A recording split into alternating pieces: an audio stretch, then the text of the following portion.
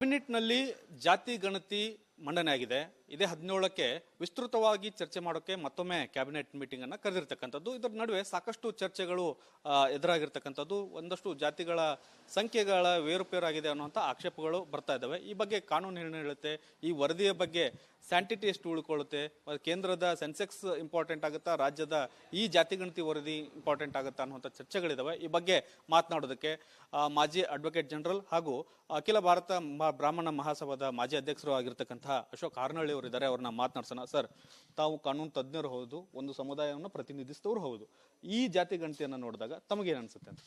ಅಂದರೆ ಈ ಜಾತಿ ಗಣತಿ ಏನು ವರದಿ ಇದೆ ಅದು ಸರಿಯಾದಂಥ ಅಂಕಿಅಂಶಗಳ ಆಧಾರದ ಮೇಲೆ ಮಾಡಿರುವ ಹಾಗೆ ನನಗೆ ಅನ್ನಿಸ್ತಾ ಇಲ್ಲ. ಯಾಕೆ ಅಂತ ಹೇಳಿದ್ರೆ, ನಾನು ಬರೀ ಬ್ರಾಹ್ಮಣ ಸಮುದಾಯವನ್ನೇ ತೆಗೆದುಕೊಂಡ್ರೆ ಅನೇಕ ಮನೆಗಳಲ್ಲಿ ಯಾರೇ ಹೋಗಿ ಮಾಹಿತಿಯನ್ನು ಸಂಗ್ರಹ ಮಾಡಿಲ್ಲ. ಅದಲ್ದಲೇ ಇವರು ನಮ್ಮ 45 ಲಕ್ಷ ಬ್ರಾಹ್ಮಣರು ಇರೋ ಕಡೆ 14 ಲಕ್ಷ ಮಾತ್ರ ಇದ್ದಾರೆ ಅಂತ ಹೇಳ್ತಾರೆ. ನಾನು ಅದನ್ನು ಈ ಜಾತಿ ಗಣತಿ ಇದು ಕೆಲವು ಪತ್ರಿಕೆಗಳಲ್ಲಿ ಬಂದ ನಂತರ ನಾನು ಅನೇಕ ಕಡೆ ಹೋದ ಕಡೆ ಎಲ್ಲ ಬ್ರಾಹ್ಮಣರ ಮನೆಗಳಲ್ಲಿ ಕೇಳಿದೆ, ನಿಮ್ಮ ಮನೆಗೆ ಬಂದಿದ್ರಾ?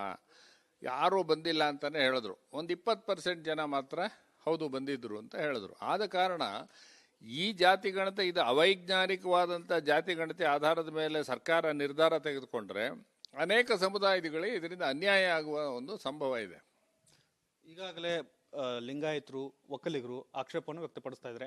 ನಮ್ಮ ಸಮುದಾಯವನ್ನು ಉಪಜಾತಿಗಳನ್ನು ಒಡೆದು ಕಡಿಮೆ ಸಂಖ್ಯೆಯಲ್ಲಿ ತೋರಿಸ್ತಾ ಇದ್ದಾರೆ ಅನ್ನುವಂಥ ಒಂದು ಆಕ್ಷೇಪವನ್ನು ವ್ಯಕ್ತಪಡಿಸಿದ್ದಾರೆ. ಹೀಗಾಗಿ ಇದನ್ನ ಸರಿ ಮಾಡುವಂಥ ಸಂದರ್ಭ ಇದೆಯಾ ಅಥವಾ ಹೇಗೆ ಸರ್, ಸರ್ಕಾರ ಹೇಗೆ ನೋಡುತ್ತೆ ಅಂತ ಸರ್? ಅಂದರೆ ಈಗ ಬ್ರಾಹ್ಮಣರಲ್ಲೂ ಏನು ಮಾಡಿದ್ದಾರೆ, ಬರೀ ಉಪಪಂಗಡಗಳನ್ನು ತೋರಿಸಿದ್ದಾರೆ. ಬ್ರಾಹ್ಮಣರಲ್ಲಿರ್ತಕ್ಕಂಥ ಉಪಪಂಗಡಗಳನ್ನು ಮಾತ್ರ ತೋರಿಸಿ ಬ್ರಾಹ್ಮಣ ಅನ್ನೋದನ್ನೇ ಕೆಲವು ಕಡೆ ತೋರಿಸಿಲ್ಲ. ಆ ದೃಷ್ಟಿಯಲ್ಲಿ ಈ ಬರೀ ಉಪಪಂಗಡಗಳ ಆಧಾರದ ಮೇಲೆ ಹೇಗೆ ಮಾಡಿದ್ರು? ಇಲ್ಲ, ಜಾತಿ ಅಂತ ಹೇಳಿದ್ರೆ ಒಂದು ಜಾತಿಯಲ್ಲಿ ಅನೇಕ ಉಪಜಾತಿಗಳಿರುತ್ತೆ. ಆ ಉಪಜಾತಿಗಳನ್ನು ತೋರಿಸೋ ಅವಶ್ಯಕತೆ ಏನಿದೆ? ಒಂದು ಜಾತಿ ಅಂದಮೇಲೆ ಆ ಜಾತಿಯ ಒಂದು ಸಂಪೂರ್ಣ ಸಂಖ್ಯೆಯನ್ನು ನೀವು ಕೊಡಬೇಕಾಗಿತ್ತು. ಹಾಗಾಗಿ ಬರೀ ಉಪಜಾತಿಗಳನ್ನು ತೆಗೆದುಕೊಂಡು ಹೋಗಿ ಅದರ ವರದಿಯನ್ನು ಕೊಡೋದು, ಆಮೇಲೆ ಬೇರೆ ಧರ್ಮಾಧಾರಿತ ಗಣತಿಯನ್ನು ಮಾಡೋದು, ಇದು ಆ ಜಾತಿ ಗಣತಿಯನ್ನು ಹೆಸರಿಗೆ ತದ್ವಿರುದ್ಧವಾಗಿದೆ. ಈಗ ಬೇರೆ ಬೇರೆ ಧರ್ಮದವರನ್ನ ಜಾತಿ ಎಲ್ಲಿಂದ ಬಂತು? ಈಗ ಒಂದು ಮುಸ್ಲಿಮರನ್ನೇ ತೆಗೆದುಕೊಳ್ಳೋಣ, ಅವ್ರ ಗಣತಿ ಜಾತಿ ಗಣತಿ ಆಧಾರದ ಮೇಲೆ ಎಲ್ಲಿ ಮಾಡಿದ್ರು? ಅಥವಾ ಮುಸ್ಲಿಮರಲ್ಲಿರೋ ಶಿಯಾಗಳು ಎಷ್ಟು ಜನ, ಸುನ್ನಿಗಳು ಎಷ್ಟು ಜನ, ಅಹಮದೀಯ ಎಷ್ಟು ಜನ ಅಂತ ಏನಾದ್ರು ಮಾಡಿದಾರಾ? ಅದನ್ನೂ ಮಾಡಿಲ್ಲ. ಆ ಕಾರಣದಿಂದ ಈ ಜಾತಿ ಗಣತಿ ಆಧಾರದ ಮೇಲೆ ಸರ್ಕಾರ ಮುಂದಿನ ಕ್ರಮ ಯಾವುದನ್ನು ತೆಗೆದುಕೊಳ್ಳಬಾರದು. ಇದರಿಂದ ಸಮಾಜದಲ್ಲಿ ಅಶಾಂತಿ ನೆಲೆಸ್ತಕ್ಕಂಥ ಒಂದು ಸಂಭವ ಇದೆ ಅಂತ ಹೇಳಿ ನಾನು ಈ ಸಂದರ್ಭದಲ್ಲಿ ಅಭಿಪ್ರಾಯ ಪಡ್ತೀನಿ. ಅಲ್ಲ ಸರ್, ನೀವೇ ಒಂದು ಮಾತನ್ನ ಹೇಳಿದ್ರಿ ಸರ್. ಈಗ ಮುಸ್ಲಿಂ ಸಮುದಾಯದ ಉಪಜಾತಿಗಳನ್ನು ಎಲ್ಲೂ ಹೇಳಿಲ್ಲ ಅನ್ನುವಂಥದ್ದು. ಆದರೆ ಜಾತಿ ವರ್ಗವನ್ನು ಸೇರಿಸಿ ಈಗ ಮೀಸಲಾತಿಯನ್ನು ಕೂಡ ಕೊಟ್ಟಿದ್ದಾರೆ. ಗುತ್ತಿಗೆಯಲ್ಲಿ 2Bಯಲ್ಲಿ ಅವ್ರನ್ನ ಸೇರಿಸಿದ್ದಾರೆ. ಅದು ಜಾತಿ ಆಧಾರದ ಮೇಲೆ ಸೇರಿಸಿರ್ತಕ್ಕಂಥದ್ದು. ಇನ್ನೊಂದು ಕಡೆ ಅದು ಸಪ್ರೇಟ್ ಧರ್ಮ ಅಂತಾರೆ. ಇದನ್ನ ಹೇಗೆ ನಾವು ಕನ್ಸಿಡರ್ ಮಾಡೋದು ಅಂತ ಸರ್? ಅದರಿಂದ ಇವರು ಜಾತಿ ಅಂತ ಹೇಳಿ ಅದರೊಳಗಡೆ ಬರೋದಿಲ್ಲ. ಅದು ಧರ್ಮಾಧಾರಿತವಾದಂಥ ಮೀಸಲಾತಿ. ನನ್ನ ಪ್ರಕಾರ ಈ ಧರ್ಮಾಧಾರಿತ ಮೀಸಲಾತಿ ಕೊಡೋದಕ್ಕೆ ಬರೋದಿಲ್ಲ. ಹಾಗಿದ್ರೆ ಒಂದು ಜಾತಿಯವ್ರಿಗೆ ಮುಸ್ಲಿಮರಿಗೆ ಯಾಕೆ ಕೊಡ್ತೀರಾ, ಬೇರೆ ಜಾತಿಯವ್ರಿಗೆ ಯಾಕೆ ಕೊಡೋದಿಲ್ಲ? ಕ್ರಿಶ್ಚಿಯನ್ರಿಗೆ ಯಾಕೆ ಕೊಡೋದಿಲ್ಲ? ಜೈನರಿಗೆ ಯಾಕೆ ಕೊಡೋದಿಲ್ಲ? ಸಿಖ್ರಿಗೆ ಯಾಕೆ ಕೊಡೋದಿಲ್ಲ? ಅದರ ಆಧಾರ ಏನು? ಈ ರೀತಿಯಾಗಿ ಯೋಚನೆ ಮಾಡಿದ್ರೆ ಧರ್ಮಾಧಾರಿತ ಮೀಸಲು ಅನ್ನೋದು ಸರಿಯಾದಂಥ ಅಂಶವೇ ಅಲ್ಲ. ಉದಾಹರಣೆಗೆ ಯಾವ ಸಂವಿಧಾನ ಬಂದಾಗ ಯಾವ ಉದ್ದೇಶ ಇತ್ತು ಅಂತ ಹೇಳಿದ್ರೆ, ಸಮಾಜದಲ್ಲಿ ತುಳಿತಕ್ಕೆ ಒಳಗಾದಂಥ ಹಿಂದೂ ಸಮಾಜದಲ್ಲಿರ್ತಕ್ಕಂಥ ಅಸ್ಪೃಶ್ಯತೆ ಇದ್ದವರಿಗೆ ಅವರಿಗೆ ಒಂದು ಅನುಕೂಲ ತಲುಪಬೇಕು ಅಂತ. ಆದ್ದರಿಂದ ಇವತ್ತಿನ ದಿನವೂ ಸಹ ಒಳ ಮೀಸಲಾತಿ ಕೊಡೋ ಅವಶ್ಯಕತೆ ಇದೆ. ಈಗ ಎಡ ಬಲ ಕೆಲವರು ಮಾತ್ರ ಈ ಮೀಸಲಾತಿ ಅನುಕೂಲತೆಯನ್ನು ತೆಗೆದುಕೊಂಡಿದ್ದಾರೆ. ಅದರಲ್ಲೂ ಸಹ ಕ್ರೀಮಿ ಲೇಯರ್ನ ತೆಗಿಬೇಕು ಅನ್ನೋ ಒಂದು ವಾದ ಇದೆ. ಹಾಗಿರುವಾಗ ಇದೆಲ್ಲವನ್ನೂ ಬಿಟ್ಟು ಎಲ್ರಿಗೂ ಜನಸಂಖ್ಯೆ ಆಧಾರದ ಮೇಲೆ ಕೊಡ್ತೀನಿ ಅಂದರೆ ಇವರಿಗೆ ಕ್ರೀಮಿ ಲೇಯರ್ ತೆಗಿಬೇಕಾದ್ರೆ ನೀವು ಬೇರೆ ಬೇರೆ ಜಾತಿಗಳಿಗೆ ಹಿಂದುಳಿದ ವರ್ಗದವರು ಅವರ ಆರ್ಥಿಕ ಸ್ಥಿತಿ ನೋಡಲ್ಲ, ಅವರ ಸಾಮಾಜಿಕ ಸ್ಥಿತಿ ನೋಡೋದಿಲ್ಲ. ಸುಮ್ಮನೆ ಜಾತಿ ಆಧಾರದ ಮೇಲೆ ಹಿಂದುಳಿದ ಜಾತಿಯವರು ಅಂತ ಮೀಸಲಾತಿ ಕೊಡೋದು ಸೂಕ್ತವಾಗೋದಿಲ್ಲ. ಈಗ ಮುಸ್ಲಿಮ್ಸ್ಗೆ ಒಂದು ಮೀಸಲಾತಿಯನ್ನು ಕೊಟ್ಟಿದ್ದಾರೆ ಸರ್ ಗುತ್ತಿಗೆ ಆಧಾರದಲ್ಲಿ. ಅವ್ರನ್ನ ಈಗ ಅದನ್ನ ಪ್ರಶ್ನೆ ಮಾಡಿ ಆದರೂ ಕೋರ್ಟ್ಗೆ ಹೋದ್ರೆ ಏನಾಗ್ಬೋದು ಸರ್ ಅಂತ? ನನ್ನ ಪ್ರಕಾರ ಇದನ್ನ ಪ್ರಶ್ನೆ ಮಾಡ್ಬೋದು. ಇದೇ ಪ್ರಶ್ನೆ ಸುಪ್ರೀಂ ಕೋರ್ಟ್ ಮುಂದೆನೂ ಸಹ ಇದೆ. ಆದ್ದರಿಂದ ಇದನ್ನ ಪ್ರಶ್ನೆ ಮಾಡಿದ್ರೆ ಈ ರೀತಿಯಾದಂಥ ಮೀಸಲಾತಿಯನ್ನ ತೆಗೆದುಹಾಕುವ ಸಂಭವ ಇದೆ. ಇನ್ನೊಂದು ಸರಿ, ಪ್ರಮುಖವಾಗಿ ಜಾತಿ ಗಣತಿಯಲ್ಲಿ ಅಂಶ ಬೆಳಕಿಗೆ ಬಂದಿರತಕ್ಕಂಥದ್ದು ಸಿಂಗಲ್ ಲಾರ್ಜೆಸ್ಟ್ ಆಗಿ ಮುಸ್ಲಿಮರು ಜಾಸ್ತಿ ಇದ್ದಾರೆ ಅನ್ನುವಂಥದ್ದೊಂದು ಬೆಳಕಿಗೆ ಬಂದಿರತಕ್ಕಂಥದ್ದು. ಇದನ್ನ ಪ್ರಶ್ನೆ ಮಾಡಿ ಅಲ್ಪಸಂಖ್ಯಾತರಿಂದ ತೆಗೆಯುವಂತಹ ಪ್ರಕ್ರಿಯೆಗಳಾಗಬಹುದಾ ಅಂತ ಸರ್? ಅಂದರೆ ನನಗೆ ಅರ್ಥ ಆಗೋದಿಲ್ಲ. ಜಾತಿ ಗಣತಿ ತಾನೇ, ಜಾತಿ ಅನ್ನೋದು ನಮ್ಮ ಹಿಂದೂ ಧರ್ಮದಲ್ಲಿ ಅಷ್ಟೇ ತಾನೇ ಜಾತಿ ಅಂತಿರೋದು, ಬೇರೆ ಧರ್ಮದಲ್ಲಿ ಇಲ್ಲ ಅಂತ ತಾನೇ ಎಲ್ಲರೂ ಹೇಳೋದು. ನೀವು ಜಾತಿ ಗಣತಿ ಇದ್ದಾಗ ಮುಸ್ಲಿಮರ ಹೆಚ್ಚು ಸಂಖ್ಯೆ ಅಂತ ಹೇಳಿದ್ರೆ ಇದು ಧರ್ಮಾಧಾರಿತವಾಗಿ ನೀವು ಗಣತಿ ಮಾಡಿದ್ದೀರಾ, ಅದಕ್ಕೆ ಅರ್ಥವೇ ಇಲ್ಲ. ಜಾತಿ ಗಣತಿಯಲ್ಲಿ ಮಾಡುವಾಗ ಮುಸ್ಲಿಮರು ಜಾಸ್ತಿ ಜನ ಇದ್ದಾರೆ ಅಂತ ಏನಕ್ಕೆ ತೋರಿಸಿದ್ದಾರೆ? ನೀವು ಬರೀ ಜಾತಿಗಳನ್ನು ತೋರಿಸ್ಬೇಕು. ಹಿಂದುಳಿದವ್ರು ಯಾರು, SC ಗಳು ಯಾರು, ST ಗಳು ಯಾರು, ಇಷ್ಟನ್ನು ಮಾತ್ರ ನೀವು ತೋರಿಸ್ಬೇಕಾದದ್ದು. ಇಲ್ಲ ಅಂತ ಹೇಳಿದ್ರೆ ಮುಂದುವರೆದು ಕ್ರಿಶ್ಚಿಯನ್ಸ್ ಯಾರು, ಮುಸ್ಲಿಮ್ಸ್ ಎಷ್ಟು ಜನ ಇದ್ದಾರೆ, ಜೈನರು ಎಷ್ಟು ಜನ ಇದ್ದಾರೆ, ಸಿಖ್ರು ಎಷ್ಟು ಜನ ಇದ್ದಾರೆ ಅಂತ ಈ ಮಾಹಿತಿಯನ್ನು ಕೊಟ್ಟಿಲ್ವಲ್ಲ ಅವರು. ಅದರಿಂದ ಮುಸಲ್ಮಾನರು ಅಂಕಿ ಸಂಖ್ಯೆಯನ್ನು ಕೊಟ್ಟಿರೋದೇ ಜಾತಿ ಗಣತಿ ವರದಿಯಲ್ಲಿ ತಪ್ಪು ಅಂತ ಹೇಳಿ ನನ್ನ ಅಭಿಪ್ರಾಯ. ನನ್ನ ಅಂತಿಮ ಪ್ರಶ್ನೆ ಸರ್ ಏನಂದ್ರೆ, ಈ ಜಾತಿ ಗಣತಿಯಲ್ಲಿ ಅಲ್ಪಸಂಖ್ಯಾತರಾದಂತಹ ಮುಸ್ಲಿಮರು ಇಷ್ಟು ಸಂಖ್ಯೆ ಇದೆ ಅಂತ ತೋರಿಸಿದ್ದಾರೆ ಸರ್. ಇದನ್ನ ಪ್ರಶ್ನೆ ಮಾಡಿದ್ರೆ ಅಲ್ಪಸಂಖ್ಯಾತರು ಇಲ್ಲಿ ಬಹುಸಂಖ್ಯಾತರಾಗಿದ್ದಾರೆ ಅಂತ ಪ್ರಶ್ನೆ ಮಾಡಿದ್ರೆ ಕೋರ್ಟ್ನಲ್ಲಿ ನಿಲ್ಲುತ್ತಾ ನಿಲ್ಲಲ್ಲ ಅಂತ? ಅಲ್ಲ, ಹಾಗೆ ಅಲ್ಪಸಂಖ್ಯಾತರನ್ನ ಬರೀ ಸಂಖ್ಯೆ ಆಧಾರದ ಮೇಲೆ ನಿರ್ಣಯ ಮಾಡೋದಕ್ಕಾಗೋದಿಲ್ಲ. ಅದರಲ್ಲಿ ಏನು ಹೇಳೋದು, ಬೇರೆ ಬೇರೆ ಸಮುದಾಯಗಳಲ್ಲಿ ಇವರು ಬಹಳ ಹೆಚ್ಚಿನ ಸಂಖ್ಯೆ ಇದ್ದಾರೆ. ಬಟ್ ಹಿಂದೂಗಳಿಂದ ಒಟ್ಟಾಗಿ ನಾವು ಪರಿಶೀಲನೆ ಮಾಡಬೇಕಾಗುತ್ತೆ. ಅವ್ರು ಅಲ್ಪಸಂಖ್ಯಾತರಲ್ಲ ಬಹುಸಂಖ್ಯಾತರು ಅಂತ ಪ್ರಶ್ನೆ ಮಾಡೋ ಸಂಭವ ಇಲ್ಲ, ಅದನ್ನ ಮಾಡೋಕ್ಕಾಗಲ್ಲ. ಇದು ವೋಟ್ ರಾಜಕಾರಣಕ್ಕಾಗಿ ಮಾಡಿದ್ರೆ ಹೇಗೆ ಅಂತ ಸರ್ ತಮಗೇನಾರು ಅನಿಸುತ್ತಾ ಅಂತ?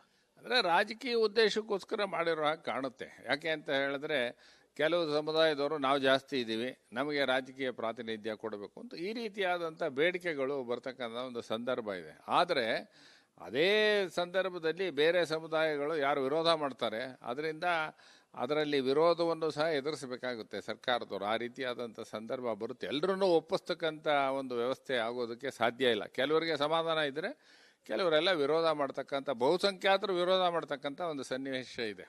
ಮೀಸಲಾತಿ ಹೆಚ್ಚಳಕ್ಕೆ ಒಂದಷ್ಟು ಸಮುದಾಯಗಳು ಆಗ್ರಹ ಮಾಡ್ತಾ ಇದ್ದಾವೆ. ಹೇಗೆ ಸರ್ ಮೀಸಲಾತಿ ಹೆಚ್ಚಳ ಮಾಡೋಕ್ಕಾಗತ್ತಾ ಅಂತ ಈಗಿನ ಸಂದರ್ಭದಲ್ಲಿ? ಮೀಸಲಾತಿಯನ್ನು ಬರೀ ಜನಸಂಖ್ಯೆ ಆಧಾರದ ಮೇಲೆ ಹೆಚ್ಚಿಗೆ ಮಾಡೋ ಪ್ರಶ್ನೆ ಇಲ್ಲ. ಯಾಕೆ ಅಂತ ಹೇಳಿದ್ರೆ ಅವರ ಆರ್ಥಿಕವಾಗಿದ್ದ ಸಾಮಾಜಿಕವಾದ ಸ್ಥಿತಿಯನ್ನು ನೋಡಬೇಕಾಗುತ್ತೆ. ಬರೀ ಹಿಂದುಳಿದ ವರ್ಗದವರು ಜಾಸ್ತಿ ಜನ ಇದ್ದಾರೆ, 51% ರಿಸರ್ವೇಷನ್ ಕೊಡಿ ಅಂತ ಹೇಳೋಕೆ ಬರೋಲ್ಲ. ಅಂದರೆ ಸುಮಾರು ಕರ್ನಾಟಕದಲ್ಲಿ 70% ತನಕ ರಿಸರ್ವೇಷನ್ ಮೀಸಲಾತಿ ಕೊಡೋಕ್ಕಾಗುತ್ತೆ. ಆ ದೃಷ್ಟಿಯಲ್ಲಿ ಆ ರೀತಿಯಾದಂಥ ಮೀಸಲಾತಿ ಯಾರಾದರೂ ಪ್ರಶ್ನೆ ಮಾಡಿದ್ರೆ ನ್ಯಾಯಾಲಯದಲ್ಲಿ ನಿಲ್ಲುವ ಒಂದು ಸಂಭವ ಇಲ್ಲ. ಇದಿಷ್ಟು ಮಾಜಿ ಅಡ್ವೊಕೇಟ್ ಜನರಲ್ ಆದಂತಹ ಅಶೋಕ್ ಹಾರನಹಳ್ಳಿ ಅವರ ಮಾತು. ಕ್ಯಾಮ್ರಾಮನ್ ಮಧು ಜೊತೆ ಬಸವರಾಜ್ ಸಂತಿಮಠ್, ರಿಪಬ್ಲಿಕ್ ಕನ್ನಡ. ಇದು ನಿಮ್ಮ ಧ್ವನಿ. ಕ್ಯಾಬಿನೆಟ್ನಲ್ಲಿ ಜಾತಿ ಗಣತಿ ಮಂಡನೆ ಆಗಿದೆ. ಇದೇ 17ಕ್ಕೆ ವಿಸ್ತೃತವಾಗಿ ಚರ್ಚೆ ಮಾಡೋಕೆ ಮತ್ತೊಮ್ಮೆ ಕ್ಯಾಬಿನೆಟ್ ಮೀಟಿಂಗ್ ಅನ್ನ ಕರೆದಿರ್ತಕ್ಕಂಥದ್ದು. ಇದರ ನಡುವೆ ಸಾಕಷ್ಟು ಚರ್ಚೆಗಳು ಎದುರಾಗಿರ್ತಕ್ಕಂಥದ್ದು. ಒಂದಷ್ಟು ಜಾತಿಗಳ ಸಂಖ್ಯೆಗಳ ಏರುಪೇರಾಗಿದೆ ಅನ್ನುವಂಥ ಆಕ್ಷೇಪಗಳು ಬರ್ತಾ ಇದ್ದಾವೆ. ಈ ಬಗ್ಗೆ ಕಾನೂನು ಏನು ಹೇಳುತ್ತೆ, ಈ ವರದಿಯ ಬಗ್ಗೆ ಸ್ಯಾಂಟಿಟಿ ಎಷ್ಟು ಉಳ್ಕೊಳ್ಳುತ್ತೆ, ಕೇಂದ್ರದ ಸೆನ್ಸೆಕ್ಸ್ ಇಂಪಾರ್ಟೆಂಟ್ ಆಗುತ್ತಾ, ರಾಜ್ಯದ ಈ ಜಾತಿ ಗಣತಿ ವರದಿ ಇಂಪಾರ್ಟೆಂಟ್ ಆಗುತ್ತಾ ಅನ್ನುವಂಥ ಚರ್ಚೆಗಳಿದಾವೆ. ಈ ಬಗ್ಗೆ ಮಾತನಾಡೋದಕ್ಕೆ ಮಾಜಿ ಅಡ್ವೊಕೇಟ್ ಜನರಲ್ ಹಾಗೂ ಅಖಿಲ ಭಾರತ ಬ್ರಾಹ್ಮಣ ಮಹಾಸಭಾದ ಮಾಜಿ ಅಧ್ಯಕ್ಷರು ಆಗಿರ್ತಕ್ಕಂಥ ಅಶೋಕ್ ಹಾರನಹಳ್ಳಿ ಅವರು ಇದ್ದಾರೆ. ಅವ್ರನ್ನ ಮಾತನಾಡ್ಸೋಣ. ಸರ್, ತಾವು ಕಾನೂನು ತಜ್ಞರು ಹೌದು, ಒಂದು ಸಮುದಾಯವನ್ನು ಪ್ರತಿನಿಧಿಸಿದವರು ಹೌದು. ಈ ಜಾತಿ ಗಣತಿಯನ್ನು ನೋಡಿದಾಗ ತಮಗೇನು ಅನ್ಸುತ್ತೆ ಅಂತ? ಅಂದರೆ ಈ ಜಾತಿ ಗಣತಿ ಏನು ವರದಿ ಇದೆ ಅದು ಸರಿಯಾದಂಥ ಅಂಕಿಅಂಶಗಳ ಆಧಾರದ ಮೇಲೆ ಮಾಡಿರುವ ಹಾಗೆ ನನಗೆ ಅನ್ನಿಸ್ತಾ ಇಲ್ಲ. ಯಾಕೆ ಅಂತ ಹೇಳಿದ್ರೆ ನಾನು ಬರೀ ಬ್ರಾಹ್ಮಣ ಸಮುದಾಯವನ್ನೇ ತೆಗೆದುಕೊಂಡ್ರೆ ಅನೇಕ ಮನೆಗಳಲ್ಲಿ ಯಾರೇ ಹೋಗಿ ಮಾಹಿತಿಯನ್ನು ಸಂಗ್ರಹ ಮಾಡಿಲ್ಲ. ಅದಲ್ದಲೇ ಇವರು ನಮ್ಮ 45 ಲಕ್ಷ ಬ್ರಾಹ್ಮಣರು ಇರೋ ಕಡೆ 14 ಲಕ್ಷ ಮಾತ್ರ ಇದ್ದಾರೆ ಅಂತ ಹೇಳ್ತಾರೆ. ನಾನು ಅದನ್ನು ಈ ಜಾತಿ ಗಣತಿ ಇದು ಕೆಲವು ಪತ್ರಿಕೆಗಳಲ್ಲಿ ಬಂದ ನಂತರ ನಾನು ಅನೇಕ ಕಡೆ ಹೋದ ಕಡೆ ಎಲ್ಲ ಬ್ರಾಹ್ಮಣರ ಮನೆಗಳಲ್ಲಿ ಕೇಳಿದೆ, ನಿಮ್ಮ ಮನೆಗೆ ಬಂದಿದ್ರಾ? ಯಾರೂ ಬಂದಿಲ್ಲ ಅಂತಲೇ ಹೇಳಿದ್ರು. ಒಂದು 20% ಜನ ಮಾತ್ರ ಹೌದು ಬಂದಿದ್ರು ಅಂತ ಹೇಳಿದ್ರು. ಆದ ಕಾರಣ ಈ ಜಾತಿ ಗಣತಿ ಇದು ಅವೈಜ್ಞಾನಿಕವಾದಂಥ ಜಾತಿ ಗಣತಿ ಆಧಾರದ ಮೇಲೆ ಸರ್ಕಾರ ನಿರ್ಧಾರ ತೆಗೆದುಕೊಂಡ್ರೆ ಅನೇಕ ಸಮುದಾಯಗಳಿಗೆ ಇದರಿಂದ ಅನ್ಯಾಯ ಆಗುವ ಒಂದು ಸಂಭವ ಇದೆ. ಈಗಾಗಲೇ ಲಿಂಗಾಯತರು, ಒಕ್ಕಲಿಗರು ಆಕ್ಷೇಪವನ್ನು ವ್ಯಕ್ತಪಡಿಸ್ತಾ ಇದ್ದಾರೆ. ನಮ್ಮ ಸಮುದಾಯವನ್ನು ಉಪಜಾತಿಗಳನ್ನು ಒಡೆದು ಕಡಿಮೆ ಸಂಖ್ಯೆಯಲ್ಲಿ ತೋರಿಸ್ತಾ ಇದ್ದಾರೆ ಅನ್ನುವಂಥ ಒಂದು ಆಕ್ಷೇಪವನ್ನು ವ್ಯಕ್ತಪಡಿಸಿದ್ದಾರೆ. ಹೀಗಾಗಿ ಇದನ್ನು ಸರಿ ಮಾಡುವಂಥ ಸಂದರ್ಭ ಇದೆಯಾ ಅಥವಾ ಹೇಗೆ ಸರ್, ಸರ್ಕಾರ ಹೇಗೆ ನೋಡುತ್ತೆ ಅಂತ ಸರ್? ಅಂದರೆ ಈಗ ಬ್ರಾಹ್ಮಣರಲ್ಲೂ ಏನು ಮಾಡಿದ್ದಾರೆ, ಬರೀ ಉಪಪಂಗಡಗಳನ್ನು ತೋರಿಸಿದ್ದಾರೆ. ಬ್ರಾಹ್ಮಣರಲ್ಲಿರ್ತಕ್ಕಂಥ ಉಪಪಂಗಡಗಳನ್ನು ಮಾತ್ರ ತೋರಿಸಿ ಬ್ರಾಹ್ಮಣ ಅನ್ನೋದನ್ನೇ ಕೆಲವು ಕಡೆ ತೋರಿಸಿಲ್ಲ. ಆ ದೃಷ್ಟಿಯಲ್ಲಿ ಈ ಬರೀ ಉಪಪಂಗಡಗಳ ಆಧಾರದ ಮೇಲೆ ಹೇಗೆ ಮಾಡಿದ್ರು? ಇಲ್ಲ, ಜಾತಿ ಅಂತ ಹೇಳಿದ್ರೆ ಒಂದು ಜಾತಿಯಲ್ಲಿ ಅನೇಕ ಉಪಜಾತಿಗಳಿರುತ್ತೆ. ಆ ಉಪಜಾತಿಗಳನ್ನು ತೋರಿಸೋ ಅವಶ್ಯಕತೆ ಏನಿದೆ? ಒಂದು ಜಾತಿ ಅಂದಮೇಲೆ ಆ ಜಾತಿಯ ಒಂದು ಸಂಪೂರ್ಣ ಸಂಖ್ಯೆಯನ್ನು ನೀವು ಕೊಡಬೇಕಾಗಿತ್ತು. ಹಾಗಾಗಿ ಬರೀ ಉಪಜಾತಿಗಳನ್ನು ತೆಗೆದುಕೊಂಡು ಹೋಗಿ ಅದರ ವರದಿಯನ್ನು ಕೊಡೋದು, ಆಮೇಲೆ ಬೇರೆ ಧರ್ಮಾಧಾರಿತ ಗಣತಿಯನ್ನು ಮಾಡೋದು, ಇದು ಆ ಜಾತಿ ಗಣತಿಯನ್ನು ಹೆಸರಿಗೆ ತದ್ವಿರುದ್ಧವಾಗಿದೆ. ಈಗ ಬೇರೆ ಬೇರೆ ಧರ್ಮದವ್ರನ್ನ ಜಾತಿ ಎಲ್ಲಿಂದ ಬಂತು? ಈಗ ಒಂದು ಮುಸ್ಲಿಮರನ್ನೇ ತೆಗೆದುಕೊಳ್ಳೋಣ, ಅವ್ರ ಗಣತಿ ಜಾತಿ ಗಣತಿ ಆಧಾರದ ಮೇಲೆ ಎಲ್ಲಿ ಮಾಡಿದ್ರು? ಅಥವಾ ಮುಸ್ಲಿಮರಲ್ಲಿರೋ ಶಿಯಾಗಳು ಎಷ್ಟು ಜನ, ಸುನ್ನಿಗಳು ಎಷ್ಟು ಜನ, ಅಹಮದಿಯ ಎಷ್ಟು ಜನ ಅಂತ ಏನಾದ್ರು ಮಾಡಿದಾರಾ? ಅದನ್ನೂ ಮಾಡಿಲ್ಲ. ಆ ಕಾರಣದಿಂದ ಈ ಜಾತಿ ಗಣತಿ ಆಧಾರದ ಮೇಲೆ ಸರ್ಕಾರ ಮುಂದಿನ ಕ್ರಮ ಯಾವುದನ್ನು ತೆಗೆದುಕೊಳ್ಳಬಾರದು. ಇದರಿಂದ ಸಮಾಜದಲ್ಲಿ ಅಶಾಂತಿ ನೆಲೆಸ್ತಕ್ಕಂಥ ಒಂದು ಸಂಭವ ಇದೆ ಅಂತ ಹೇಳಿ ನಾನು ಈ ಸಂದರ್ಭದಲ್ಲಿ ಅಭಿಪ್ರಾಯ ಪಡ್ತೀನಿ. ಅಲ್ಲ ಸರ್, ನೀವೇ ಒಂದು ಮಾತನ್ನ ಹೇಳಿದ್ರಿ ಸರ್. ಈಗ ಮುಸ್ಲಿಂ ಸಮುದಾಯದ ಉಪಜಾತಿಗಳನ್ನು ಎಲ್ಲೂ ಹೇಳಿಲ್ಲ ಅನ್ನುವಂಥದ್ದು. ಆದರೆ ಜಾತಿ ವರ್ಗವನ್ನು ಸೇರಿಸಿ ಈಗ ಮೀಸಲಾತಿಯನ್ನು ಕೂಡ ಕೊಟ್ಟಿದ್ದಾರೆ. ಗುತ್ತಿಗೆಯಲ್ಲಿ 2Bಯಲ್ಲಿ ಅವ್ರನ್ನ ಸೇರಿಸಿದ್ದಾರೆ. ಅದು ಜಾತಿ ಆಧಾರದ ಮೇಲೆ ಸೇರಿಸಿರ್ತಕ್ಕಂಥದ್ದು. ಇನ್ನೊಂದು ಕಡೆ ಅದು ಸಪ್ರೇಟ್ ಧರ್ಮ ಅಂತಾರೆ. ಇದನ್ನ ಹೇಗೆ ನಾವು ಕನ್ಸಿಡರ್ ಮಾಡೋದು ಅಂತ ಸರ್? ಅದರಿಂದ ಇವರು ಜಾತಿ ಅಂತ ಹೇಳಿ ಅದರೊಳಗಡೆ ಬರೋದಿಲ್ಲ. ಅದು ಧರ್ಮಾಧಾರಿತವಾದಂಥ ಮೀಸಲಾತಿ. ನನ್ನ ಪ್ರಕಾರ ಈ ಧರ್ಮಾಧಾರಿತ ಮೀಸಲಾತಿ ಕೊಡೋದಕ್ಕೆ ಬರೋದಿಲ್ಲ. ಹಾಗಿದ್ರೆ ಒಂದು ಜಾತಿಯವ್ರಿಗೆ ಮುಸ್ಲಿಮರಿಗೆ ಯಾಕೆ ಕೊಡ್ತೀರಾ, ಬೇರೆ ಜಾತಿಯವ್ರಿಗೆ ಯಾಕೆ ಕೊಡೋದಿಲ್ಲ, ಕ್ರಿಶ್ಚಿಯನ್ರಿಗೆ ಯಾಕೆ ಕೊಡೋದಿಲ್ಲ, ಜೈನರಿಗೆ ಯಾಕೆ ಕೊಡೋದಿಲ್ಲ, ಸಿಖ್ರಿಗೆ ಯಾಕೆ ಕೊಡೋದಿಲ್ಲ? ಅದರ ಆಧಾರ ಏನು? ಈ ರೀತಿಯಾಗಿ ಯೋಚನೆ ಮಾಡಿದ್ರೆ ಧರ್ಮಾಧಾರಿತ ಮೀಸಲು ಅನ್ನೋದು ಸರಿಯಾದಂಥ ಅಂಶವೇ ಅಲ್ಲ. ಉದಾಹರಣೆಗೆ ಯಾವ ಸಂವಿಧಾನ ಬಂದಾಗ ಯಾವ ಉದ್ದೇಶ ಇತ್ತು ಅಂತ ಹೇಳಿದ್ರೆ, ಸಮಾಜದಲ್ಲಿ ತುಳಿತಕ್ಕೆ ಒಳಗಾದಂಥ ಹಿಂದೂ ಸಮಾಜದಲ್ಲಿರ್ತಕ್ಕಂಥ ಅಸ್ಪೃಶ್ಯತೆ ಇದ್ದವರಿಗೆ ಅವರಿಗೆ ಅದರ ಅನುಕೂಲ ತಲುಪಬೇಕು ಅಂತ. ಆದ್ದರಿಂದ ಇವತ್ತಿನ ದಿನವೂ ಸಹ ಒಳ ಮೀಸಲಾತಿ ಕೊಡೋ ಅವಶ್ಯಕತೆ ಇದೆ. ಈಗ ಎಡ ಬಲ ಕೆಲವರು ಮಾತ್ರ ಈ ಮೀಸಲಾತಿ ಅನುಕೂಲತೆಯನ್ನು ತೆಗೆದುಕೊಂಡಿದ್ದಾರೆ. ಅದರಲ್ಲೂ ಸಹ ಕ್ರೀಮಿ ಲೇಯರ್ನ ತೆಗಿಬೇಕು ಅನ್ನೋ ಒಂದು ವಾದ ಇದೆ. ಹಾಗಿರುವಾಗ ಇದೆಲ್ಲವನ್ನು ಬಿಟ್ಟು ಎಲ್ರಿಗೂ ಜನಸಂಖ್ಯೆ ಆಧಾರದ ಮೇಲೆ ಕೊಡ್ತೀನಿ ಅಂದರೆ ಇವರಿಗೆ ಕ್ರೀಮಿ ಲೇಯರ್ ತೆಗಿಬೇಕಾದ್ರೆ ನೀವು ಬೇರೆ ಬೇರೆ ಜಾತಿಗಳಿಗೆ ಹಿಂದುಳಿದ ವರ್ಗದವರು ಅವರ ಆರ್ಥಿಕ ಸ್ಥಿತಿ ನೋಡಲ್ಲ, ಅವರ ಸಾಮಾಜಿಕ ಸ್ಥಿತಿ ನೋಡೋದಿಲ್ಲ. ಸುಮ್ಮನೆ ಜಾತಿ ಆಧಾರದ ಮೇಲೆ ಹಿಂದುಳಿದ ಜಾತಿಯವರು ಅಂತ ಮೀಸಲಾತಿ ಕೊಡೋದು ಸೂಕ್ತವಾಗೋದಿಲ್ಲ. ಈಗ ಮುಸ್ಲಿಮ್ಸ್ಗೆ ಒಂದು ಮೀಸಲಾತಿಯನ್ನು ಕೊಟ್ಟಿದ್ದಾರೆ ಸರ್ ಗುತ್ತಿಗೆ ಆಧಾರದಲ್ಲಿ. ಅವ್ರನ್ನ ಈಗ ಅದನ್ನು ಪ್ರಶ್ನೆ ಮಾಡಿ ಆದರೂ ಕೋರ್ಟ್ಗೆ ಹೋದರೆ ಏನಾಗ್ಬೋದು ಸರ್ ಅಂತ? ನನ್ನ ಪ್ರಕಾರ ಇದನ್ನ ಪ್ರಶ್ನೆ ಮಾಡ್ಬೋದು. ಇದೇ ಪ್ರಶ್ನೆ ಸುಪ್ರೀಂ ಕೋರ್ಟ್ ಮುಂದೆನೂ ಸಹ ಇದೆ. ಆದ್ದರಿಂದ ಇದನ್ನು ಪ್ರಶ್ನೆ ಮಾಡಿದ್ರೆ ಈ ರೀತಿಯಾದಂಥ ಮೀಸಲಾತಿಯನ್ನು ತೆಗೆದುಹಾಕುವ ಸಂಭವ ಇದೆ. ಇನ್ನೊಂದು ಸರಿ ಪ್ರಮುಖವಾಗಿ ಜಾತಿ ಗಣತಿಯಲ್ಲಿ ಅಂಶ ಬೆಳಕಿಗೆ ಬಂದಿರತಕ್ಕಂಥದ್ದು, ಸಿಂಗಲ್ ಲಾರ್ಜೆಸ್ಟ್ ಆಗಿ ಮುಸ್ಲಿಮರು ಜಾಸ್ತಿ ಇದ್ದಾರೆ ಅನ್ನುವಂಥದ್ದು ಒಂದು ಬೆಳಕಿಗೆ ಬಂದಿರತಕ್ಕಂಥದ್ದು. ಇದನ್ನ ಪ್ರಶ್ನೆ ಮಾಡಿ ಅಲ್ಪಸಂಖ್ಯಾತರಿಂದ ತೆಗೆಯುವಂತಹ ಪ್ರಕ್ರಿಯೆಗಳಾಗಬಹುದಾ ಅಂತ ಸರ್? ಅದೇ ನನಗೆ ಅರ್ಥ ಆಗೋದಿಲ್ಲ. ಜಾತಿ ಗಣತಿ ತಾನೇ, ಜಾತಿ ಅನ್ನೋದು ನಮ್ಮ ಹಿಂದೂ ಧರ್ಮದಲ್ಲಿ ಅಷ್ಟೇ ತಾನೇ ಜಾತಿ ಅಂತಿರೋದು, ಬೇರೆ ಧರ್ಮದಲ್ಲಿ ಇಲ್ಲ ಅಂತ ತಾನೇ ಎಲ್ಲರೂ ಹೇಳೋದು. ನೀವು ಜಾತಿ ಗಣತಿ ಇದ್ದಾಗ ಮುಸಲ್ಮಾನರ ಹೆಚ್ಚು ಸಂಖ್ಯೆ ಅಂತ ಹೇಳಿದ್ರೆ ಇದು ಧರ್ಮಾಧಾರಿತವಾಗಿ ನೀವು ಗಣತಿ ಮಾಡಿದ್ದೀರಾ, ಅದಕ್ಕೆ ಅರ್ಥವೇ ಇಲ್ಲ. ಜಾತಿ ಗಣತಿಯಲ್ಲಿ ಮಾಡುವಾಗ ಮುಸ್ಲಿಮರು ಜಾಸ್ತಿ ಜನ ಇದ್ದಾರೆ ಅಂತ ಏನಕ್ಕೆ ತೋರಿಸಿದ್ದಾರೆ? ನೀವು ಬರೀ ಜಾತಿಗಳನ್ನು ತೋರಿಸ್ಬೇಕು. ಹಿಂದುಳಿದವ್ರು ಯಾರು, SCಗಳು ಯಾರು, STಗಳು ಯಾರು, ಇಷ್ಟನ್ನು ಮಾತ್ರ ನೀವು ತೋರಿಸ್ಬೇಕಾದದ್ದು. ಇಲ್ಲ ಅಂತ ಹೇಳಿದ್ರೆ ಮುಂದುವರೆದು ಕ್ರಿಶ್ಚಿಯನ್ಸ್ ಯಾರು, ಮುಸ್ಲಿಮ್ಸ್ ಎಷ್ಟು ಜನ ಇದ್ದಾರೆ, ಜೈನರು ಎಷ್ಟು ಜನ ಇದ್ದಾರೆ, ಸಿಖ್ರು ಎಷ್ಟು ಜನ ಇದ್ದಾರೆ ಅಂತ ಈ ಮಾಹಿತಿಯನ್ನು ಕೊಟ್ಟಿಲ್ವಲ್ಲ ಅವರು. ಅದರಿಂದ ಮುಸಲ್ಮಾನರು ಅಂಕಿ ಸಂಖ್ಯೆಯನ್ನು ಕೊಟ್ಟಿರೋದೇ ಜಾತಿ ಗಣತಿ ವರದಿಯಲ್ಲಿ ತಪ್ಪು ಅಂತ ಹೇಳಿ ನನ್ನ ಅಭಿಪ್ರಾಯ. ನನ್ನ ಅಂತಿಮ ಪ್ರಶ್ನೆ ಸರ್ ಏನಂದ್ರೆ, ಈ ಜಾತಿ ಗಣತಿಯಲ್ಲಿ ಅಲ್ಪಸಂಖ್ಯಾತರಾದಂತಹ ಮುಸ್ಲಿಮರು ಇಷ್ಟು ಸಂಖ್ಯೆ ಇದೆ ಅಂತ ತೋರಿಸಿದ್ದಾರೆ ಸರ್. ಇದನ್ನ ಪ್ರಶ್ನೆ ಮಾಡಿದ್ರೆ ಅಲ್ಪಸಂಖ್ಯಾತರು ಇಲ್ಲಿ ಬಹುಸಂಖ್ಯಾತರಾಗಿದ್ದಾರೆ ಅಂತ ಪ್ರಶ್ನೆ ಮಾಡಿದ್ರೆ ಕೋರ್ಟ್ನಲ್ಲಿ ನಿಲ್ಲುತ್ತಾ ನಿಲ್ಲಲ್ಲ ಅಂತ? ಅಲ್ಲ, ಹಾಗೆ ಅಲ್ಪಸಂಖ್ಯಾತರನ್ನ ಬರೀ ಸಂಖ್ಯೆ ಆಧಾರದ ಮೇಲೆ ನಿರ್ಣಯ ಮಾಡೋದಕ್ಕಾಗೋದಿಲ್ಲ. ಅದರಲ್ಲಿ ಏನು ಹೇಳೋದು, ಬೇರೆ ಬೇರೆ ಸಮುದಾಯಗಳಲ್ಲಿ ಇವರು ಬಹಳ ಹೆಚ್ಚಿನ ಸಂಖ್ಯೆ ಇದ್ದಾರೆ. ಬಟ್ ಹಿಂದೂಗಳನ್ನು ಒಟ್ಟಾಗಿ ನಾವು ಪರಿಶೀಲನೆ ಮಾಡಬೇಕಾಗುತ್ತೆ.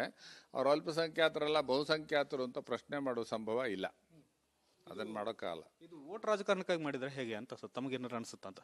ಅಂದರೆ ರಾಜಕೀಯ ಉದ್ದೇಶಕ್ಕೋಸ್ಕರ ಮಾಡಿರೋ ಹಾಗೆ ಕಾಣುತ್ತೆ. ಯಾಕೆ ಅಂತ ಹೇಳಿದ್ರೆ ಕೆಲವು ಸಮುದಾಯದವರು ನಾವು ಜಾಸ್ತಿ ಇದ್ದೀವಿ, ನಮಗೆ ರಾಜಕೀಯ ಪ್ರಾತಿನಿಧ್ಯ ಕೊಡಬೇಕು ಅಂತ ಈ ರೀತಿಯಾದಂಥ ಬೇಡಿಕೆಗಳು ಬರ್ತಕ್ಕಂಥ ಒಂದು ಸಂದರ್ಭ ಇದೆ. ಆದರೆ ಅದೇ ಸಂದರ್ಭದಲ್ಲಿ ಬೇರೆ ಸಮುದಾಯಗಳು ಯಾರು ವಿರೋಧ ಮಾಡ್ತಾರೆ, ಅದರಿಂದ ಅದರಲ್ಲಿ ವಿರೋಧವನ್ನು ಸಹ ಎದುರಿಸಬೇಕಾಗುತ್ತೆ ಸರ್ಕಾರದವರು. ಆ ರೀತಿಯಾದಂಥ ಸಂದರ್ಭ ಬರುತ್ತೆ. ಎಲ್ಲರನ್ನೂ ಒಪ್ಪಿಸ್ತಕ್ಕಂಥ ಒಂದು ವ್ಯವಸ್ಥೆ ಆಗೋದಕ್ಕೆ ಸಾಧ್ಯ ಇಲ್ಲ. ಕೆಲವರಿಗೆ ಸಮಾಧಾನ ಇದ್ದರೆ ಕೆಲವರೆಲ್ಲ ವಿರೋಧ ಮಾಡ್ತಕ್ಕಂಥ, ಬಹುಸಂಖ್ಯಾತರು ವಿರೋಧ ಮಾಡ್ತಕ್ಕಂಥ ಒಂದು ಸನ್ನಿವೇಶ ಇದೆ.